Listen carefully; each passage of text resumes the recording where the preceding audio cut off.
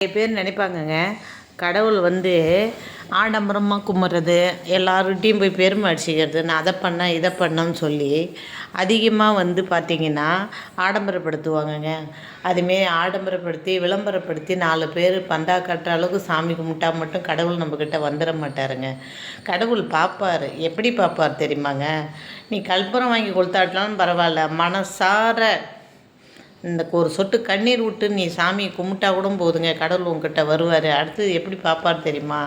இந்த ஜென்மத்தில் நீ மனைவி எப்படி பார்த்துக்கிற, பிள்ளைய எப்படி வச்சுக்கிற, மாமனார் மாமியார் எப்படி வச்சுருக்கிற, பெத்த அம்மா அப்பாவை எப்படி வச்சுருக்க, கூட பிறந்தவங்களுக்கு என்ன பண்ணுற, அதே மாதிரி தான் கடவுளை எப்படி வச்சுருக்கிற அப்படின்னு எல்லாரையுமே இந்த ஜென்மத்தில் 4 பேருக்கு என்ன உதவி பண்ணுற, தர்மம் என்ன கொடுக்குற, எல்லாம் ஒன்றும் இல்லை. ஒரு சீட்டியில் உட்காடுறோம், ஒரு பஸ்ஸில் போகிறோம், ஒரு வயதானவங்க வராங்க உட்காருங்கன்னு சொல்கிறது, உடம்பு சரியில்லையா ரோட்டில் போகிறோம் ஒரு ஏற்றின்னு போகிறது, நல்லா இருக்கியா சாப்பிட்டியான்னு கேட்குறது, நம்ம ரோட்டில் போகிறோம் படுத்துருக்குறாங்க ஒரு வேளை சாப்பாடு வாங்கி கொடுக்கறது, ட்ரெஸ் இல்லாமல் நம்ம எதிர்க்க வரும்போது அவங்களுக்கு ஒரு ட்ரெஸ்ஸை கொடுக்குறது, இப்படிலாம் ஒரு உதவி பண்ணுறதும் கருணை காட்டுறதும் அதுதான் கடவுள் பார்ப்பாருங்க. இவங்கக்கிட்ட போகலாமா வேணாமான்னு முடிவெடுத்து கடவுள் நம்மக்கிட்ட வருவார். இதுக்கு பேர் தான் உண்மையாலும் கடவுள் கும்பிட்றதுக்கு சமம்.